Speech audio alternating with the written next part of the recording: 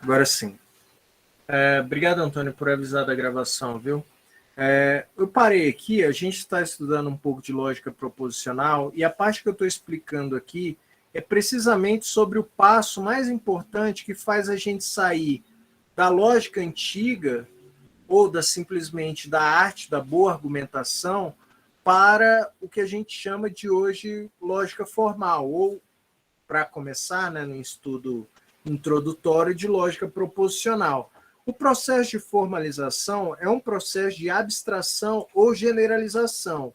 Quando a gente está argumentando, isso, na verdade, é até uma prática de debate considerado pouco polida ou, às vezes, até imprecisa, né, por parte de quem está falando, é você se apegar muito na sua argumentação a aspectos muito específicos, né, ou argumentos muito particulares. A lógica, ela vai para outro campo disso, que é trabalhar sempre com o que também é um outro nome, com a estrutura dos argumentos, né? Não importa qual é o predicado que tem aqui no lugar do A, não importaria, já para Aristóteles, o que teria aqui no lado do B, nem qual é o C e nem qual é o A. Desde que você fizesse as substituições apropriadas, você poderia concluir que esse C é B. Entendem? Isso aqui, pessoal, pode parecer algo assim simples de um ponto de vista, digamos, preliminar, mas é um passo importantíssimo, porque pela primeira vez a gente começou a ganhar o que seria utilizado por mais de 2000 anos como um manual, e era assim, até Kant, Sócrates era visto como um manual da boa argumentação. Ninguém argumentava fora da maneira como Sócrates disse que era o correto argumentar, né? É óbvio que Sócrates, assim, apesar de ser o pai da argumentação, né, outros filósofos do mesmo calibre eram ótimos em reconhecer, e é aí que está, reconhecer a estrutura, uma boa estrutura argumentativa. Eu coloco sempre a figura do Platão, porque o Platão ele utilizava uma estrutura com tanta frequência que você reconhecia que ele sabia exatamente o que tinha por trás, né? O Platão utilizava o que a gente chama hoje, é utilizado até hoje, viu? Muito na matemática, inclusive, chamava de redução ao absurdo. Redução ao absurdo. Então, vocês já tiveram a oportunidade de ler um diálogo do Platão, um diálogo platônico? Tem eu recomendo. Tem a gente pode falar assim, uma espécie de visão que se tem dos diálogos platônicos que não eram bem diálogos, né? Eles eram praticamente massacres, porque Platão bota Sócrates como um personagem das suas histórias, né, dos seus diálogos. E, geralmente tem um outro cidadão ateniense, que é o outro personagem, e ele vai discutir alguma coisa com Sócrates, né? E Sócrates acaba com esse cidadão em geral, né? E tem um diálogo que Platão, na verdade, ele escolhe precisamente para acabar com Sócrates, né? Que daí é uma parte que a gente chama que Platão está saindo da juventude e entrando na maturidade, né? Ele está tendo ideias próprias, e isso fica claro nos diálogos, né? E é precisamente nesse momento que ele reduz Sócrates ao absurdo. Vocês sabem a história do que Sócrates, né, era muito respeitado pelos seus alunos, né? Então, Sócrates, em Atenas, tinha um aluno que estava passando pelo oráculo de Delfos, e esse aluno perguntou para o oráculo de Delfos quem era o homem mais inteligente do mundo, né, o mais sábio. E o oráculo respondeu que essa pessoa era Sócrates. Sócrates era o homem mais sábio do mundo na época. E esse aluno foi correndo para contar para o seu professor que o Sócrates era a pessoa mais inteligente do mundo. Bom, mas Sócrates ele já tinha um pouco esse espírito filosófico de sempre estar questionando, né? Questionava sem parar, né? É o método dele, né? Até conhecido como maiêutica, né? Ficar só perguntando.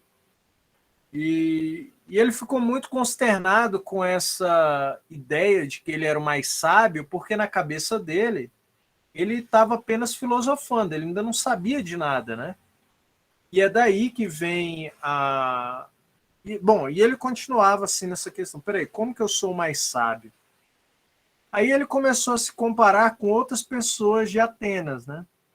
Peraí, a única diferença que eu vejo da minha pessoa para outras pessoas de Atenas aqui é que eu, pelo menos, tenho a ciência de que eu não sei as coisas. E é daí que vem aquela famosa frase do só sei que nada sei. E tem essa continuação da frase, né? E é isso que me diferencia, que me faz mais sábio do que as outras pessoas aqui em Atenas. Porque eu sei que eu sou ignorante, né? Platão, naturalmente, não concordava com isso daqui. Platão não concordava com essa frase do Sócrates, né? E tem um diálogo, o nome desse diálogo é Mênon, em que ele separa um momento para reduzir essa frase aqui do Aristóteles ao absurdo. Como que ele faz isso? Ele fala assim, não, vamos supor, Sócrates, que o que você realmente não sabe nada. Mas você diz que aqui na cidade você está procurando a verdade. Você está procurando conhecimento, né? Mas se você não sabe o que é a verdade, você não sabe o que é conhecimento, como que você vai fazer quando você encontrar? Vocês entendem qual é o questionamento? Se você não sabe a verdade, quando você encontrar a verdade, como que você vai saber se aquilo é verdade ou não? Especificamente, no diálogo Mênon, ele fala o seguinte: e de que modos procurará, Sócrates, aquilo que não sabes o que é? Pois procurará, propondo-te procurar que tipo de coisa entre as coisas que não conhece? Ou ainda, no melhor dos casos, a encontre. Como saberás que isso que encontraste é aquilo que não conhecias? Nesse sentido de que, se ele estava procurando a verdade, ele precisa ter, no mínimo, uma ideia do que é a verdade. Caso contrário, quando ele encontrar, ele não vai saber reconhecer. Essa é a visão platônica dessa frase do Sócrates. Logo, ele fala: é absurdo que você diga que nada sabe e procure a verdade ao mesmo tempo. Aí, só uma curiosidade: é a partir desse diálogo que, que Platão propõe a teoria da rememoração. Ele reduz Sócrates ao absurdo e fala: isso aqui é um absurdo, e propõe a teoria da rememoração, em que a gente sabe as coisas e nessa terra tudo que a gente está fazendo é relembrar.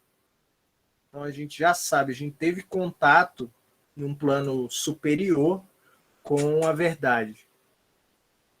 Então, essa redução ao absurdo, né, era o que Platão usava na academia dele no momento, né? A pessoa chegava para discutir com ele, ele mostrava que aquela pessoa, que aquela ideia que ela tinha dava em uma contradição. Logo, isso faz a gente entender que Sócrates não estava, aliás, que Platão não estava fazendo aquilo por acaso. Ele conhecia precisamente a estrutura do argumento. A estrutura do argumento. Entendem? Tem um argumento por redução a absurdo que eu prometi passar para vocês um vídeo e acabei não achando, mas esse argumento também é por redução ao absurdo. Redução ao absurdo, eu sei que é um nome estranho, né? Mas é mais ou menos pegar uma pessoa em uma contradição. Era o que a gente falaria em uma linguagem coloquial, né? É pegar uma pessoa em uma contradição que no fim ela não sabia que estava lá.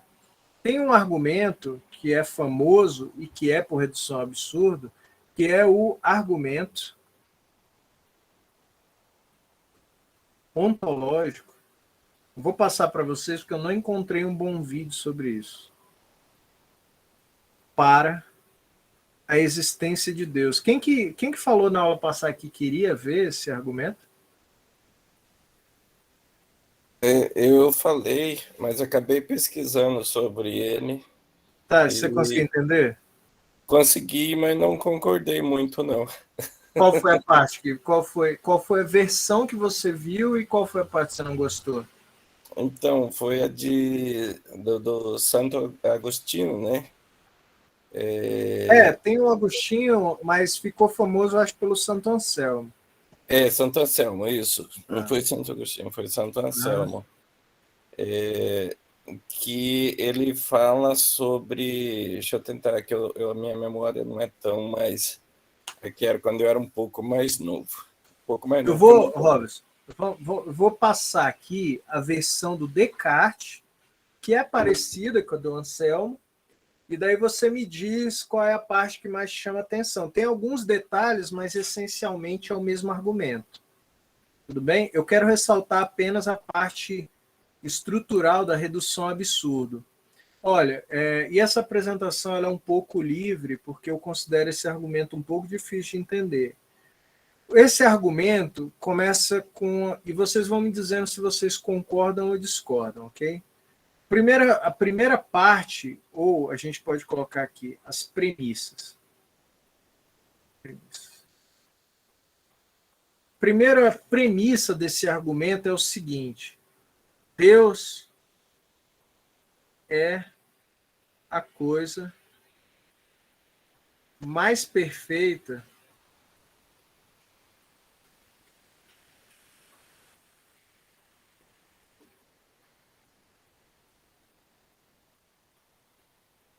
que podemos pensar. Digo assim, só explicar premissa por premissa. Você pode, inicialmente, não acreditar que Deus existe. Mas vamos supor, pelo argumento que, se Deus existe, a premissa 1 está correta, certo? Deus tem que ser a coisa mais perfeita que podemos pensar. Tá certo? Então, assim, ele é infinitamente bondoso, infinitamente sábio, ele é onipresente, correto?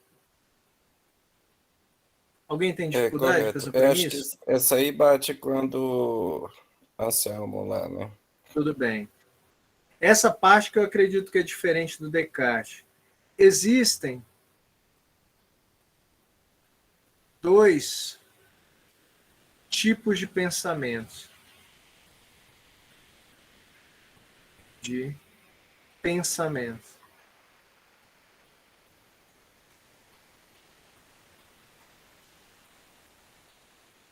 Coisas imaginadas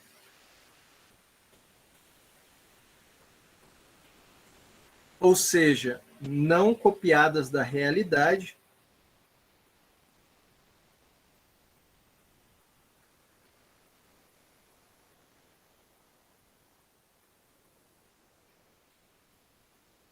e tem aquelas que são cópias ou copiadas da realidade. Vocês concordam com isso? Existe aqui um detalhe bem cartesiano em relação a essa premissa bem aqui, porque é uma coisa que se diz normalmente, né, que nossa imaginação não tem limites. As pessoas falam isso com frequência, não falam? Nossa Sim. imaginação. Mas para Descartes, a nossa imaginação é limitada. A nossa imaginação ela tem limites. Né? Ele dá um exemplo disso. Né? Vocês conseguem pensar em um quadrado, uma figura geométrica de 4 lados? Consegue, né? Muito fácil. É uma figura mais ou menos assim. Né? Vocês conseguem pensar em uma de 8 lados? Consegue, é um octógono, correto? Aí Descartes ele sugere outra coisa. Você consegue pensar em um quiliógono, uma figura geométrica de 1000 lados? 1000 ou 500? 500 lados ou 1000 lados, não sei. Enfim, nesse nível, nós já não conseguimos imaginar. Né? Então, para Platão, a nossa imaginação ela não é sem limites. Na verdade, é algo bem limitado. Então, para ele, se Deus existe, né, dessa maneira aqui, com essas propriedades infinitas, ela é mais ou menos desse tipo aqui. Né? Mais ou menos. Mas não vamos pular, porque isso não é a conclusão. Né? Vocês concordam, então, que existem 2 tipos de pensamentos? Uma de coisas imaginadas, outra de coisas copiadas da realidade? Sim, concordo com isso. O terceiro é o seguinte, a terceira premissa. Tudo que existe na realidade é mais perfeito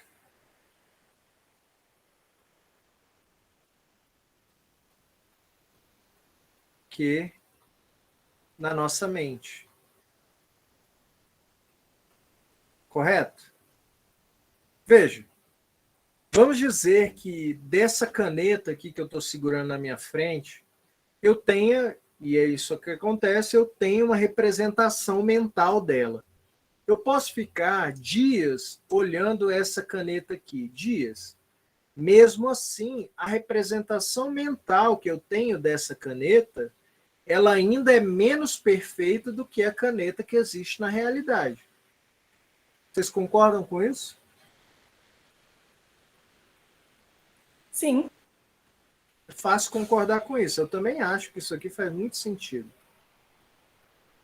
E a quarta premissa, essa aqui é uma questão bem discutível, eu considero é quase uma das mais discutíveis. Existir é melhor que não existir.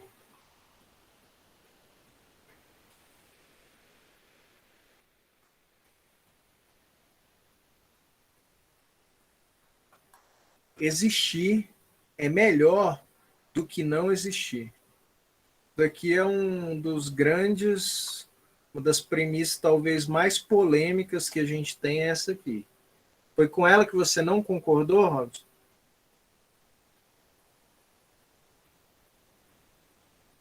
Muita gente discorda dessa premissa. Na verdade, essa aí não faz parte da que eu pesquisei, né? A que eu pesquisei, a primeira faz parte, e daí a segunda foi um pouco modificada, né? Uhum. E aí, assim, a conclusão seria: se eu não acredito em Deus, mas eu imagino um Deus, um ser perfeito, logo o perfeito tem que existir. E se não há nada perfeito a não ser Deus, e o perfeito existe, logo Deus existe. Pois é, mas é que tá. Essa premissa aqui, que eu coloquei aqui, ela está implícita nesse argumento aí.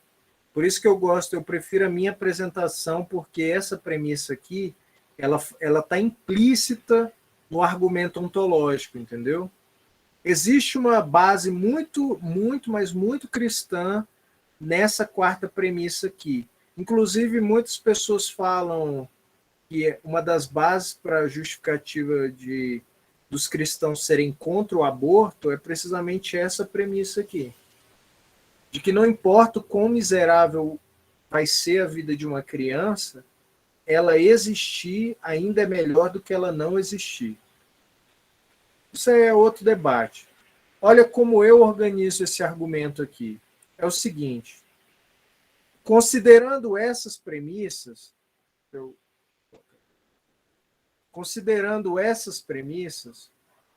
vamos fazer assim. Suponha que Deus não existe. Não existe. O argumento só funciona se você concorda com as premissas. Só funciona se você concordar com as premissas. Veja, suponha que Deus não existe, por absurdo, para redução absurda. Mas, mesmo se você supõe que Deus não existe, é uma das premissas que a gente pensa em Deus. Né?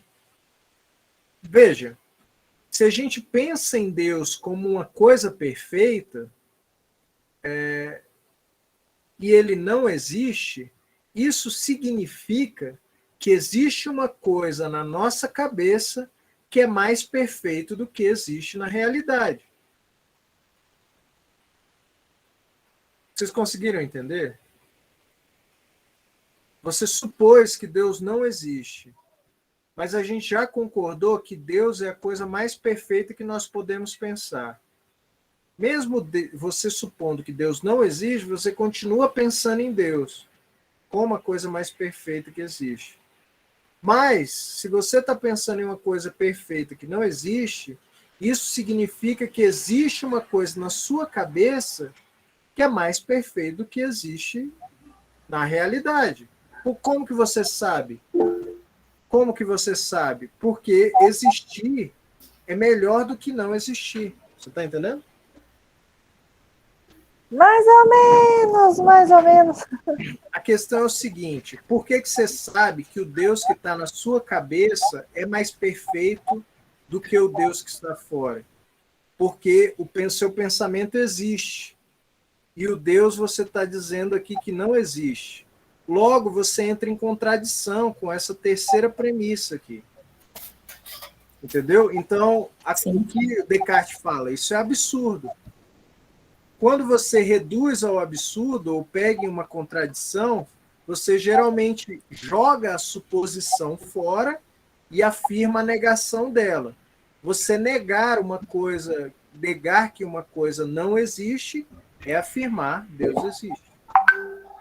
Professor, Pode falar. alguém levantou a mão. Tá, eu entendi mais ou menos, mas eu quero saber assim, como, se eu for pensar que Deus não existe, por que eu pensaria que ele é mais perfeito? Para estar negando uma premissa. Eu nem ia acreditar que ele era perfeito, já que eu não acredito nem que ele existe. Eu Entendeu? posso responder Mas você não pode. Posso Pode responder falar. para a Lúcia essa? Pode falar, pode falar.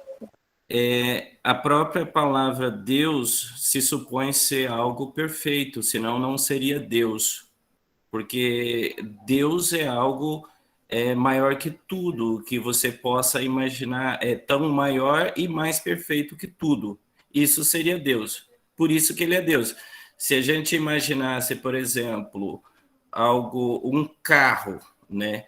Um carro, ele é físico, mas pode ter outro melhor do que ele. Logo, esse carro não pode ser Deus, porque Deus, a própria palavra Deus em si, já supõe-se ser algo que nada pode alcançar ele. É o ápice, é o mais perfeito de que possa alcançar. A própria palavra em Deus já supõe isso aí, que Deus é algo maior do que tudo. Né? Por isso que não podemos dizer que qualquer coisa é Deus, porque se eu digo que um carro é Deus, outro carro melhor que ele, pô, meu Deus, já deixou de ser Deus, porque apareceu outro melhor. Isso, na minha opinião, a genialidade das modificações que o Descartes faz é ele fazer você, mesmo que você tenha uma predisposição a ser ateu, você se pega em contradição com as coisas que você pensa. Porque você pode até, assim, como um ateu, vamos supor que a gente está aqui entre ateus, né? A imagem de Deus, ou o pensamento de Deus, nem aliás, o pensamento de alguma coisa nem sempre faz decorrer que aquela coisa existe, né? Mas como o Robson mesmo falou, a ideia de Deus é uma coisa um pouco limítrofe, né? Você está ali naquele limite da perfeição. Mesmo que você não acredite, você sabe que a ideia envolve a propriedade de ser perfeito, né? Então, Descartes começa a pegar você a partir desse momento, né? Porque mesmo você não acreditando, você tem esses pensamentos. Não é? Acho que os ateus pensam mais em Deus do que a maioria dos cristãos, propriamente dito, né? Porque eles estão toda hora pensando nisso.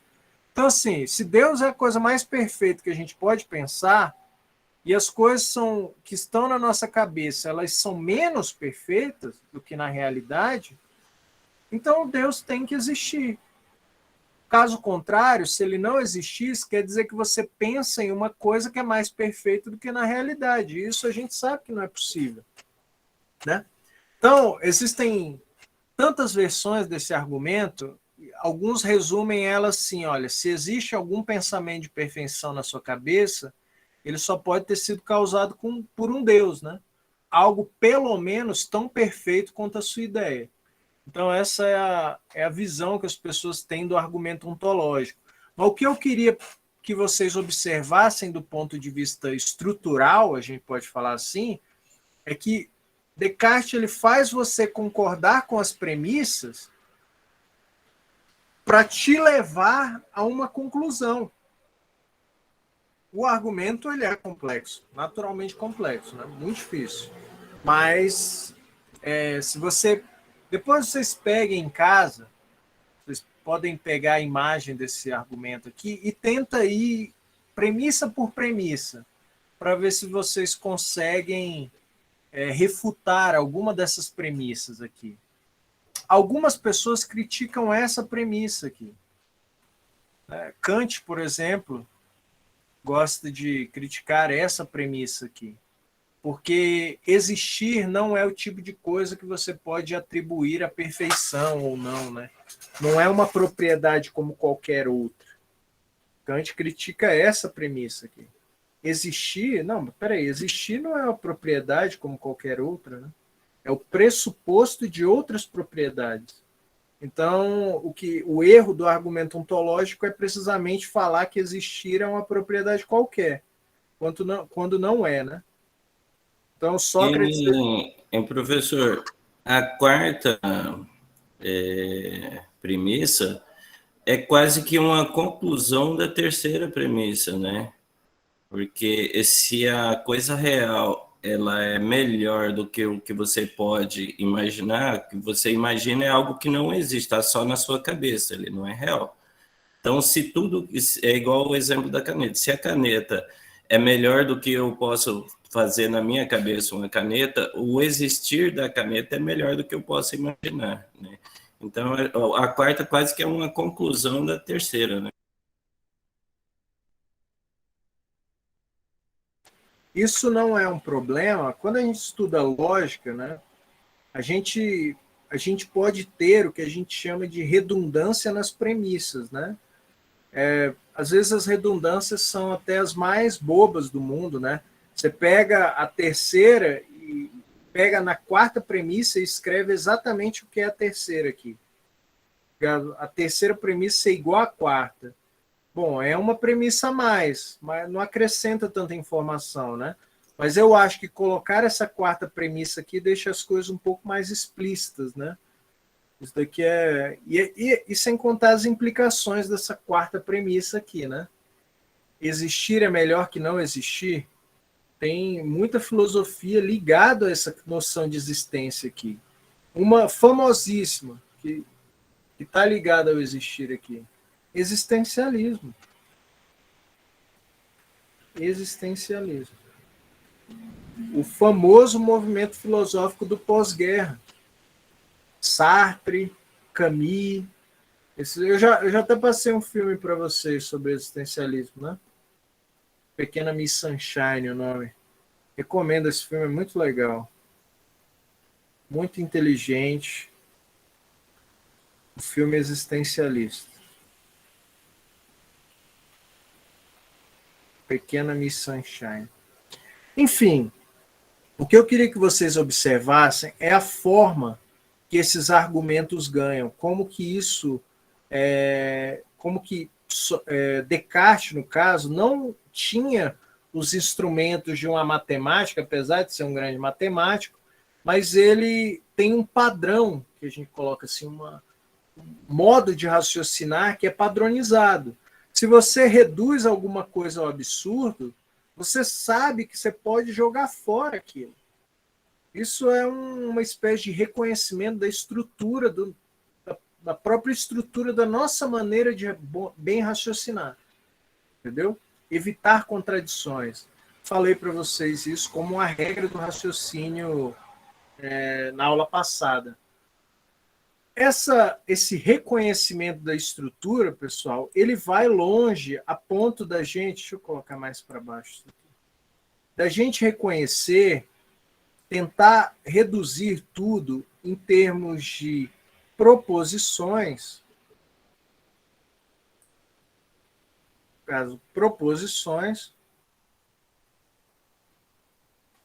proposições seriam, no mundo da lógica, a gente pode colocar assim, frases afirmativas.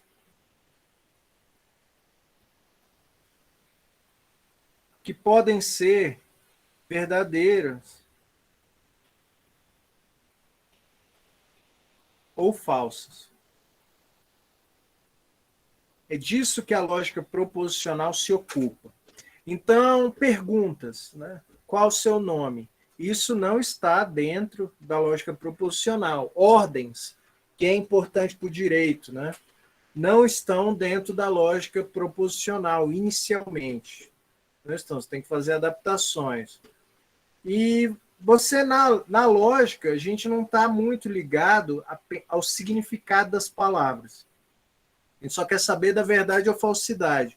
Então, as frases elas são reduzidas a letras. P, Q, R, S. A gente coloca assim. A gente chama isso aqui de letras proposicionais. Representam proposições. E para montar os argumentos e frases, a gente tem o que a gente chama de conectivos.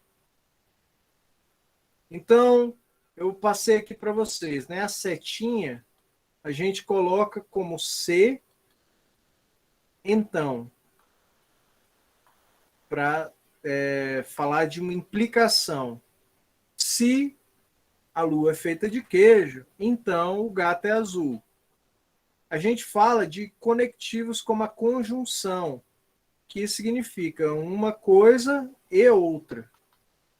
Também muito comum na estrutura frásica do português. A gente usa a disjunção, que é alguma coisa ou outra coisa. A gente usa também a negação, que é uma das mais importantes, que significa apenas não é o caso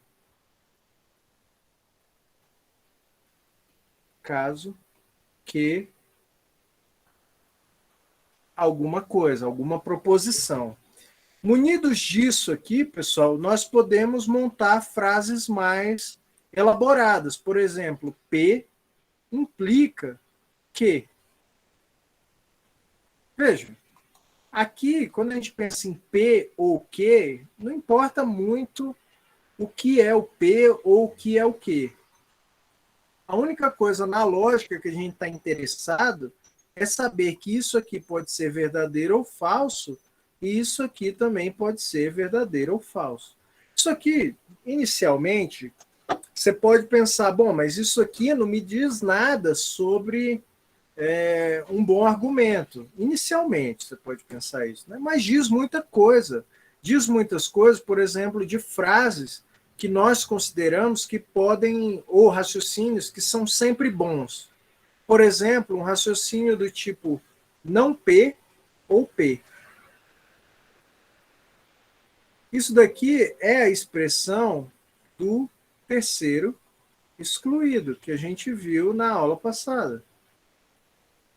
Excluído, que diz que uma coisa não pode ser ou ser, aliás, uma coisa é ou não é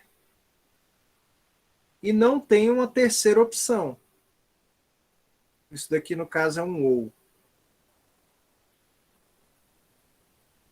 Ou a gente pode colocar uma expressão do princípio da não contradição. Não é o caso que P e não P. Vocês lembram na aula passada do princípio da não contradição?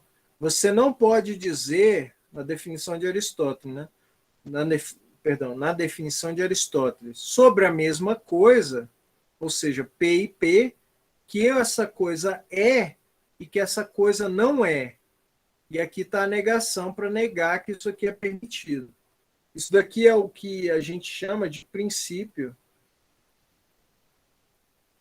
da não contradição. Contradição. Quando você estuda um pouco mais lógica, você vê que tudo isso aqui são argumentos sempre verdadeiros na lógica proposicional, sempre verdadeiros. E a gente consegue separar, utilizando essa linguagem aqui, os argumentos que são sempre falsos. Por exemplo, o que a gente chama de contradição. Contradição. Por exemplo, P e não P. Isso daqui é um raciocínio claramente contraditório. Você afirma uma coisa e nega ela ao mesmo tempo. Isso é uma contradição. Isso daqui é uma típica expressão que é sempre falsa. Por isso que as reduções ao absurdo, elas são tão potentes, né? Porque você mostra que o que a pessoa está falando não pode ser verdade sob nenhuma circunstância. É isso que a lógica nos permite fazer com essa linguagem simples aqui. Com essa linguagem simples. É claro aqui que o que eu estou passando para vocês aqui é apenas a sintaxe da lógica proposicional. Depois eu teria que passar uma semântica, né? Com essas letras proposicionais e esses conectivos, a gente é capaz de ultrapassar algumas confusões, que a gente pode dizer que são confusões linguísticas, né, de significado das palavras, de contexto.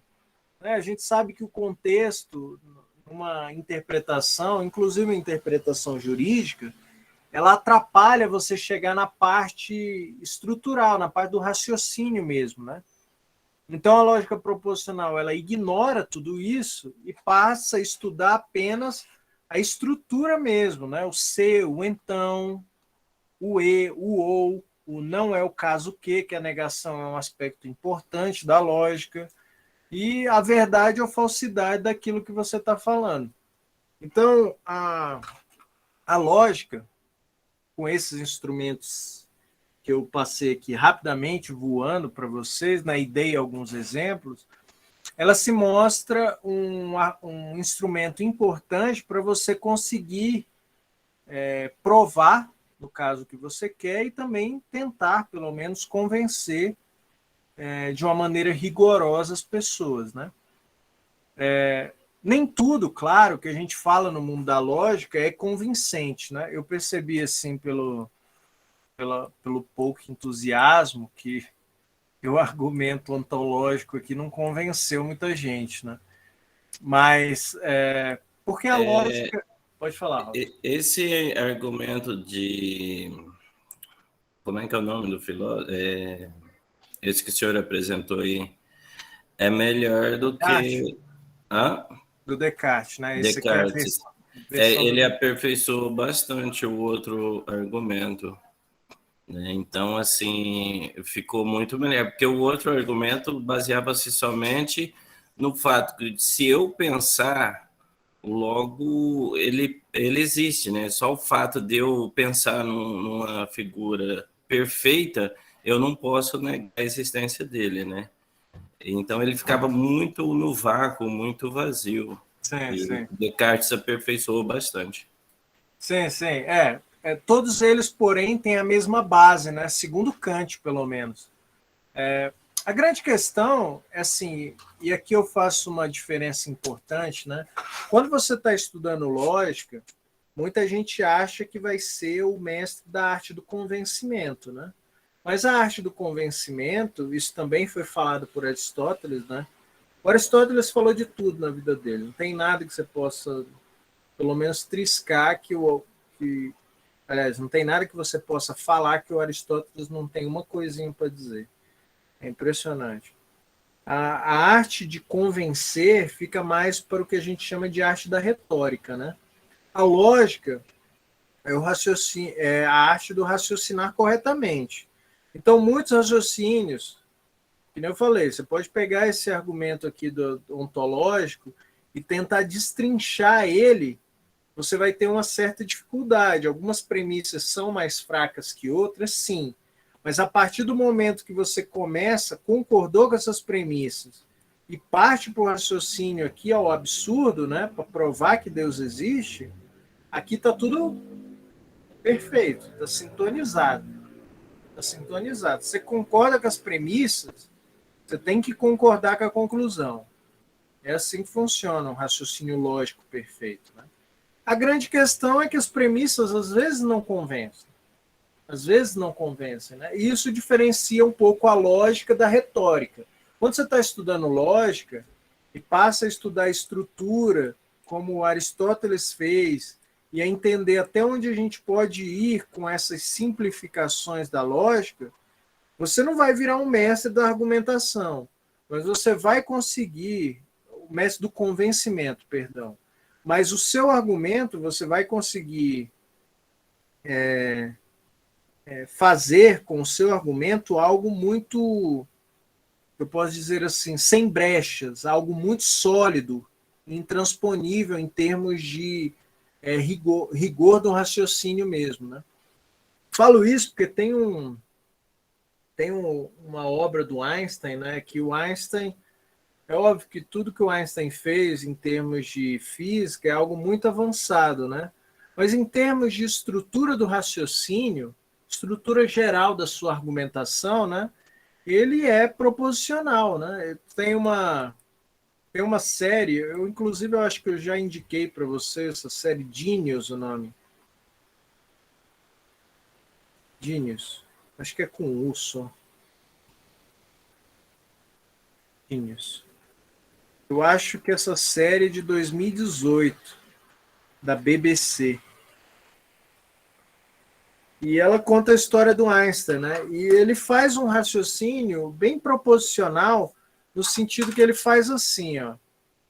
Ele fala assim, ó, ou nós podemos viajar, não podemos viajar mais rápido do que a velocidade da luz, ou nós podemos viajar mais rápido que a velocidade da luz, né? Ele coloca que tem um argumento, nessa série mostra esse argumento, né?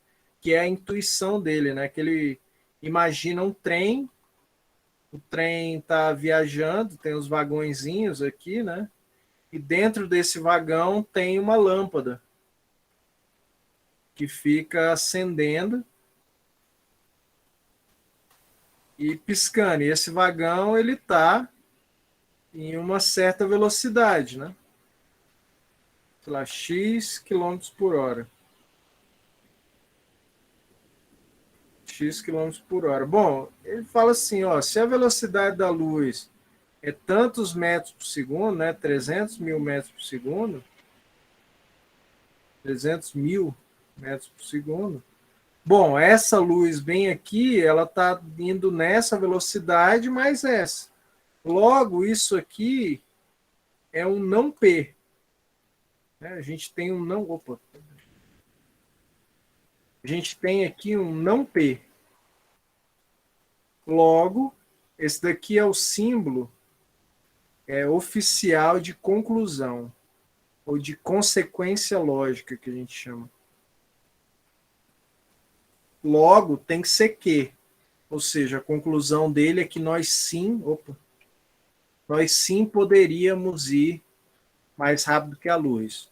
O raciocínio dele aqui na parte da experimentação é físico, né?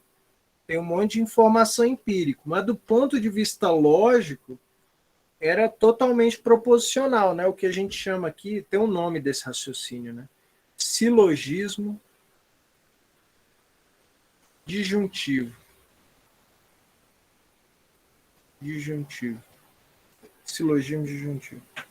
Isso está nos livros do Einstein, né? Esses livros mais introdutórios, isso fica bem claro que esse é um raciocínio que o Einstein utilizou. Nessa série mostra também. Então, pessoal, o que eu queria passar para vocês em termos lógicos era isso. Não dá para a gente adentrar muito nos detalhes. Do ponto de vista jurídico, é muito claro que a gente pode aproveitar a lógica.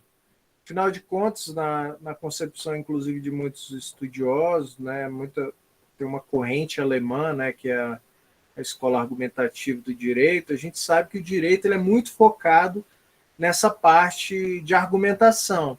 Então, para mim, pelo menos, é óbvio que, do ponto de vista jurídico, a lógica tem muito a contribuir para os profissionais do direito. E no âmbito acadêmico, é muito claro que a gente tem que ser capaz de utilizar de maneira competente premissas e conclusão. Não tenho dúvidas disso. Um trabalho, a maneira como ele é dividido, inclusive, é muito ligado à maneira como a gente pensa logicamente, né? Vamos dizer, daqui 5 anos, 4 anos, vocês vão ter que fazer uma monografia. A monografia de vocês é um trabalho lógico. É um trabalho de recolher premissas, mostrar para aquelas pessoas, ou convencer que as pessoas que estão lendo, que elas concordem com as suas premissas e depois forçar elas a concordar com as suas conclusões. Isso é um trabalho acadêmico. Isso é um trabalho acadêmico. E é isso que no começo da aula eu estava criticando. Você pega alguns livros, assim, alguns livros até voltados para concurso, você não consegue identificar muito qual é a linha argumentativa daquela pessoa, né? Eu estava lendo está gravado, mas eu acho que ele não vai ver, né? Mas eu estava lendo um livro de direito do consumidor, daquele Tartucci. Ele é muito famoso. Talvez vocês já conheçam nessa altura do campeonato, né? E você percebe, assim, que ele não tem uma direção argumentativa. Você não sabe, você olha assim, você não consegue. Peraí, o que é a premissa desse cara? Por que ele está falando isso? E, no fim das contas, qual é a conclusão? Não faz sentido. As coisas não fazem sentido do ponto de vista lógico, argumentativo da coisa. Então, eu acredito que uma boa visão lógica, ela tem muito a contribuir, uma lógica proposicional mesmo.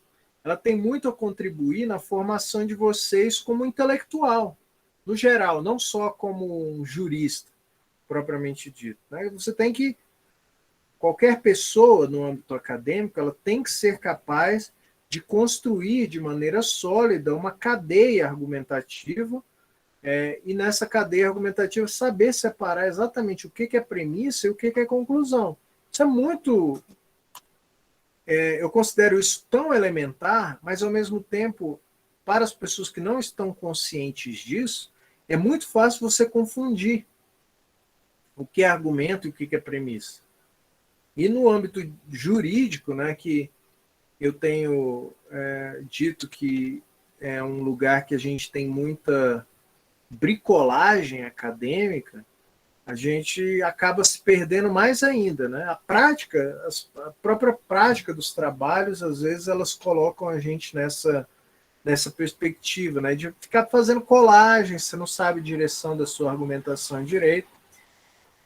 Então, o trabalho lógico, eu já vou adiantar isso para vocês, né, que eu quero fazer isso no projeto de ensino ano que vem, é fazer um semestre todo de projeto de ensino só para a gente trabalhar a lógica proposicional, aí ponto a ponto, parando, pensando e para vocês os princípios de um bom raciocínio, de uma boa argumentação.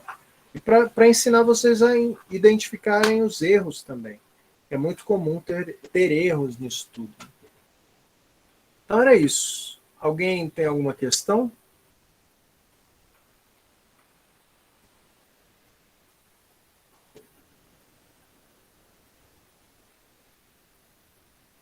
Pessoal, se não tem questão, eu vou dispensar. Tá ótima participação. Acredito que eu não convenci ninguém que Deus existe, mas é assim mesmo.